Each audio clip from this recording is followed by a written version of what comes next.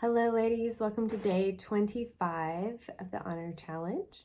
And I just want to say that today we're going to talk about a father's heart and how we can encourage our husband's leadership and honor him as a father to our children.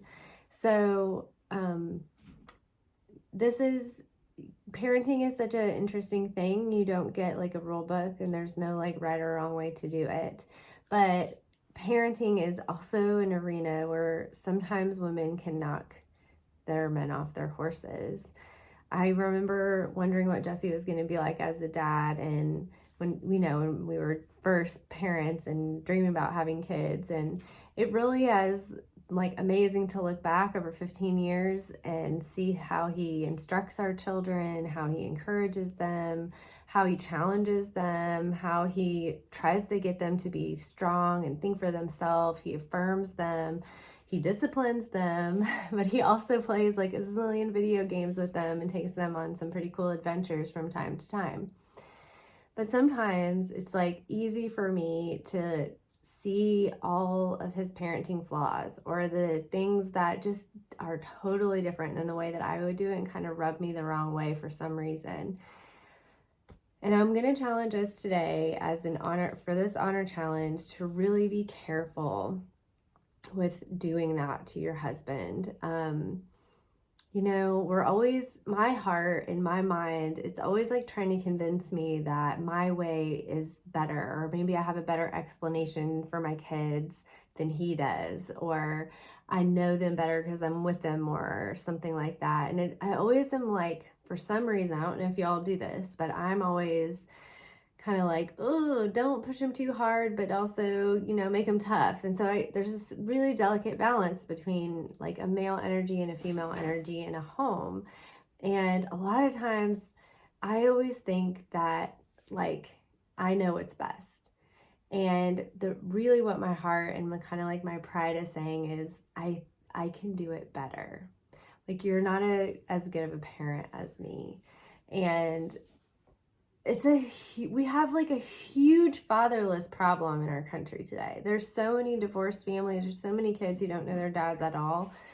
I mean, there's crazy statistics like if you don't grow up in a home with two parents, you're 70% more likely not to graduate from high school. I mean, that's crazy. And there's like some kind of crazy other 40% likely to be incarcerated by the time you're 18 or something nuts. It's like, fatherlessness is such a huge problem, and most of us have really great husbands who are awesome fathers, but we tear them down in this area, or we make them feel like they just don't know how to do it right, or they can't lead in this area. So this is like the heart check on your pride, okay? My pride, your pride, because I am super guilty of this, and I've had to apologize and adjust and change and catch myself in certain areas when I see him leading, or I see him disciplining, or I see him taking charge and doing it his way, and I have to let him lead. And it's very hard. But thinking we can do better makes our husbands feel powerless and defensive. And then they shut down, and then they quit trying. And then we wonder why we're doing it all ourselves, right? So, sisters, we need to have grace for our husbands and their role as the fathers. We need to cultivate humility in our own lives and allow our spouses to lead our kids, even if they get bumped elbows or cracked open chins or like hurt when they're diving off the high dive like mine did. There are challenges and things that men and fathers bring into a relationship that terrifies us as women, or that we just might not need to know all the stuff that's going on. But at the same time, it's giving them grit. It's giving them tenacity. It's giving fathers a place to be strong men. And we need awesome fathers who are strong men in this world, who can teach our sons how to be strong men, who can teach our daughters how to be strong women. And they need both sides of this coin. So it can't just be our way. It has to be a real like empowerment from the wife to the husband to lead and to challenge and to make mistakes along the way, because sometimes we do it wrong. I do it wrong all the time. I have to apologize to my kids for yelling or being frustrated or whatever it was happening.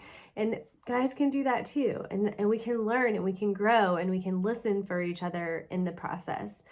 So our children are witnesses to whether we support our husbands in this role as a father or not. Sometimes an example is worth more than words and worth more than being right. If the Lord convicts you of this at all, just ask your husband for forgiveness. Tell him that you're aware of something you weren't aware before and that you can see how you've done these things, or you've corrected him, or you've taken away his leadership in your home for any reason whatsoever, and just ask him to forgive you. And if you want to, you can bring your kids into the conversation. We found one time that Jesse and I were having a very interesting argument, and it was upsetting the kids because we were not seeing eye to eye, and we lived in this little 13 square foot condo, and we didn't have anywhere else to argue, so we were hashing it out and they could see. And what we ended up doing was bringing them into the conversation, and it de-escalated us. It made us be more mindful of them, but it also helped them understand each of our hearts and each of our perspectives. So your kids know what's going on. They can sense all these things. They are very much picking up on how you respond. And if they don't think that dad has any control or any influence, they're going to walk all over him. If they think that you are the one that they can get stuff out of all the time, then they're going to walk all over you. So you guys have to honor each other in these areas and back each other up. And so it's a perfect opportunity for you to affirm him as a father. So your challenge for tomorrow is, first of all, to kiss your husband in front of your kids today. Kids need to see you and your spouse in love. Like, it's great to my kids are at the age where they're like, ew, gross, mom and dad are kissing, before they just never really thought about it. It's kind of a normal thing in our family. I always make sure that I kiss my husband in front of my kids because I love marriage and I love their father, and I want them to know that I'm a well-loved woman, and I want them to know that he's a well-loved man, and that this is normal, and they should know this from relationships in their life. If people can't love them well, that doesn't mean they don't have relationships with them, but they need to evaluate how close of a relationship that person is. So kiss your husband in front of your kids today, and encourage him to do something with the kids, maybe one-on-one, maybe as a group, but let him lead, let him go, let him plan an adventure, a camping trip, or a skateboarding journey, or hike out in the woods, or whatever he wants to do. If there's something he's been dying to do, like, take the kids to a water park or something like that, support him in whatever way you can, but do not lead. Let him lead. Let him make the decisions. If you can, let him go by himself. Guys get such a joy out of taking their kids on adventures with, being crazy and not having to know all the rules and how it's supposed to be done. And most of the time the kids are starving by the time they get back because no snacks have been had, but everyone's had a great time. So your challenge is to honor your husband as a family and show respect to him as a father. I want to do one more quick thing about the quote for today. It's one of my favorite quotes of the whole challenge. It says, "Show me the man that you honor, and I will know what kind of woman you are." Thomas Carlyle.